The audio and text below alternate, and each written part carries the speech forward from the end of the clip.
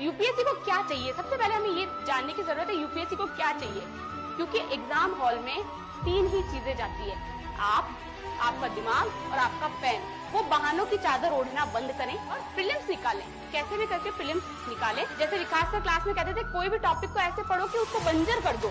बंजर कर दो का मतलब है कि पूछो तुम्हें क्या पूछना है, इस मोड में रहना, आओ तुम पूछो तुम्हें क्या पूछना है। तो कल परसों ही सर ने अनाउंसमेंट की, मुझे ध्यान पड़ा कि सर ने एक ऐसा सिस्टम डेवलप किया है कि हिंदी मीडियम का कोई भी बच्चा जिसने प्रीलिम्स अगर निकाल लिया हो, वो प्रीलिम्स निकलने के बाद दिल्ली आए, दिल्ली में उसका रहना, खाना, पढ़ाई, एवरीथिंग, मतलब अस्मिता जो एक स्कीम है तो उससे अलग एक स्कीम और सर लेके आए।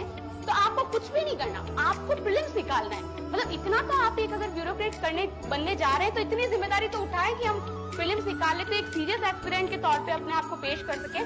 तो प्रीलिम्स निकालो, दिल्ली आओ। फिर मैं जैसे ये कहती हूँ मेंस मेंटरशिप, मुझे कोई पूछता है मेंस मेंटरशिप का क्या रोल है, तो मैं ये कहती हूँ मेंस मेंटरशिप का रोल ये है कि एस्पिरेंट का प्रीलिम्स निकले, मेंस निकलेगा या नहीं निकलेगा, ये एस्पिरेंट का हेडेक, ये मेंस मेंटरशिप वालों का हेडेक है।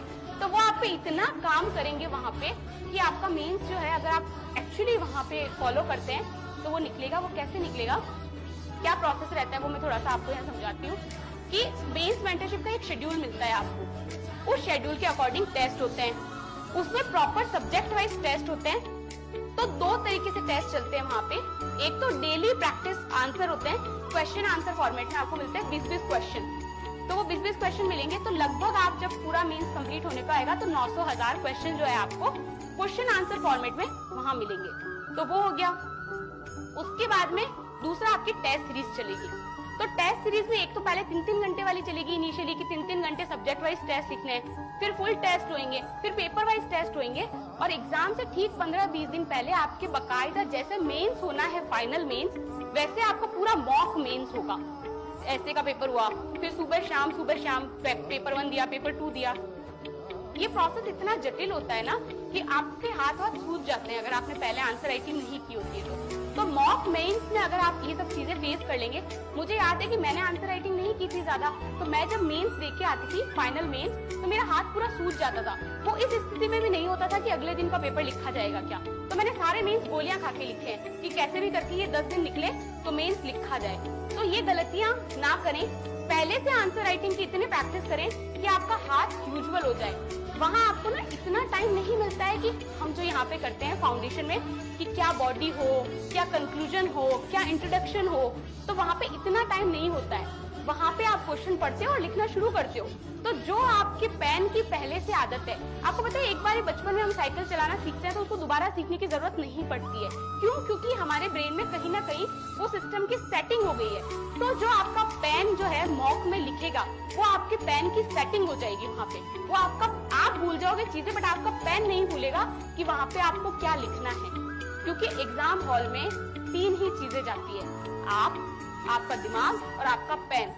तो मैं अक्सर मेरे साथ वाले लोगों को कहती हूँ कि ये जितनी परिस्थितियां हमें यहाँ डिस्ट्रैक्ट कर रही हैं, ये जितने लोग हमें यहाँ डिस्ट्रैक्ट कर रहे हैं, वो सारे लोग जो ऐसी परिस्थितियां बनाते हैं कि हमारा सिलेक्शन ना हो, या वो सारी परिस्थितियां जो ऐसी प्रतिकूल होती है कि हमारा मेंस ना हो, ये सब बाहर रह जाता है। वो सारे बहाने जिनसे हम अपने आप को शील्ड करते हैं कि मेरा तो इस वजह से नहीं हुआ, वो बहानों की चादर ओढ़ना बंद करें। मैंने शुरुआत के दोनों फिल्म्स में यही किया, मैं वो कारण ढूंढती थी कि मेरा क्यों नहीं होगा। अच्छा, इस बार तो मैंने ये नहीं पढ़ा इसलिए मेरा नहीं हो सकता। तो एग्जाम से पहले गिव अप करने की जो टेंडेंसी होती है उसको छोड़ें। तीसरे प्रीलिम्स में मुझे लगता है एक बहुत बड़ा रीजन ये रहा कि मैं साइकोलॉजिकली इस डायरेक्शन में थी कि ये प्रीलिम्स कैसे भी करके निकालना ही है। और पहले 2 प्रीलिम्स में मैं साइकोलॉजिकली इस पोजीशन में थी कि अपना प्रीलिम्स निकल भी जाएगा तो अपन मेंस के लिए तो तैयार है ही नहीं, अपन तो अगले साल देंगे 1 साल पूरा पढ़ के। वो 1 साल कभी नहीं आएगा, तो 1 पूरा साल आपको पढ़ने के लिए कभी नहीं मिलेगा, क्योंकि इस एग्जाम के साथ जिंदगी का एग्जाम भी चल रहा है आपका। तो कब आपकी पर्सनल लाइफ में, कब आपकी सोशल लाइफ में कुछ ऐसे इवेंट्स हो जाए जो नॉन मॉडिफाइबल हो, जिन पे आपका कोई कंट्रोल ना हो। इसलिए जब जो मौका मिले पढ़ने का, उसको वहां पे पढ़ें और प्रीलिम्स निकालें, कैसे भी करके प्रीलिम्स निकालें और मेंस मेंटरशिप का हिस्सा बने। उसके बाद वो मेंटर्स का हेडेक है, वो आपकी कैपेसिटीज को पहचानेंगे, वो आपकी स्ट्रेंथ को पहचानेंगे कि कहाँ पे काम किया जाना चाहिए। जैसे मेरे साथ कई एरियाज पे वर्क किया गया, ऐसे पे मेरे साथ वर्क किया गया, क्योंकि ऐसे में मेरे साथ कंटेंट का इश्यू नहीं था, मेरे साथ इश्यू था स्ट्रक्चरिंग का।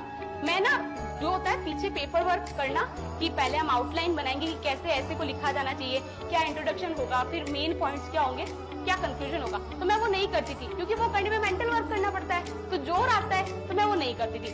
तो उसके लिए मेरे साथ ये किया गया कि मुझे जब भी मैं ऐसे चेक कराने जाती थी, सर बोलते थे मैं ऐसे तो तुम्हारा बाद में पढ़ूंगा, पहले ये बताओ स्ट्रक्चरिंग कैसे की। तो जो पीछे के 3-4 पन्ने वो चेक करते थे कि मैंने पॉइंट्स बनाए या नहीं बनाए, तो उससे मेरे ऊपर हमेशा एक दबाव रहा कि मुझे अच्छी स्ट्रक्चरिंग करनी है, और फिर इस तरीके ऐसे तैयार हुआ। और कहीं ना कहीं मुझे लगता है कि मेंस मेंटरशिप में भी वो आपके ऊपर मेहनत जितनी करेंगे, उतनी ही मेहनत आपको अपने आप पे भी करने की जरूरत है। तो मुझे लगता है 2 एग्जाम्पल में यहाँ पे आप लोगों को बता सकती हूँ कि वो मेहनत आप अपने आप पे करते हैं तो कैसे फायदा होता है। एक तो सबसे पहले जैसे मेंस मेंटरशिप के जो हमें क्वेश्चन आंसर मिलते थे, उसमें एक था जेम्स वेब टेलीस्कोप का क्वेश्चन था। तो वो जेम्स वेब टेलीस्कोप क्या होता है, इसका क्या इंपॉर्टेंस है, ये सब उस क्वेश्चन में था। तो मैं हमेशा जब मैं पढ़ती हूँ, मैं बहुत धीरे पढ़ती हूँ। मेरे को हमेशा है कि कंसेप्ट बिल्ड करके पढ़ो, भले 60-70% पढ़ो। तो कई बच्चे मेरे जैसे होंगे जो इस बात से तनाव में रहते हैं, सिलेबस पूरा नहीं हुआ, क्या करें। पूरा होना इम्पोर्टेंट नहीं है, जितना किया, क्या आपको वो आता है, वो आपको कितना आता है, क्या आप उससे किसी भी क्वेश्चन को आंसर करने में कैपेबल है क्या। जैसे विकास सर क्लास में कहते थे, कोई भी टॉपिक को ऐसे पढ़ो कि उसको बंजर कर दो। बंजर कर दो का मतलब है कि पूछो तुम्हें क्या पूछना है, इस मोड में रहना, आओ तुम पूछो तुम्हें क्या पूछना है। तो वैसे अपने टॉपिक्स को प्रिपेयर करें। तो जेम्स वेब टेलीस्कोप का जो क्वेश्चन था, उस क्वेश्चन आंसर में उसमें ना उसका डायग्राम नहीं बना हुआ था। तो मुझे लगा कि अरे ये तो डायग्राम ही नहीं है उसका। तो मैं तुरंत गूगल किया, मुझे याद है मैंने उसके पेपर के ऊपर ही जो है ड्रॉ कर दिया था कि ये जेम्स वेब टेलीस्कोप है, प्राइमरी कैमरा यहाँ है, सैटेलाइट का रडार यहाँ पे है, ऐसे ऐसे सब कुछ लिख के। फाइनल हमारे मेंस में जेम्स वेब टेलीस्कोप का ही क्वेश्चन आया, लेकिन क्वेश्चन का जो कंटेंट था, जो डिमांड थी, वो उस क्वेश्चन से डिफरेंट थी जो उसमें थी। क्वेश्चन जेम्स वेब टेलीस्कोप का ही था, पर अलग तरीके से पूछा गया था। अब कंटेंट तो वहाँ याद नहीं आया, पर वो डायग्राम जरूर याद आया कि वो जो डायग्राम हमने बनाया है।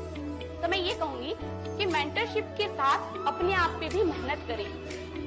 यूपीएससी को क्या चाहिए, सबसे पहले हमें ये जानने की जरूरत है यूपीएससी को क्या चाहिए। अगर मुझे एक शब्द में कहना हो, अगर सिंप्लीफाई करूं मैं इस प्रिपरेशन को, तो मैं कहूंगी यूपीएससी को एक क्यूरियस माइंड चाहिए, एक जिज्ञासु दिमाग चाहिए कि ये पंखा चल रहा है तो क्यों चल रहा है, बाहर चक्रवात आ रहा है तो क्यों आ रहा है। क्या आप अपने जीवन पे क्यों पे फोकस करते हैं, क्योंकि क्यों का मतलब होता है एनालिसिस करना।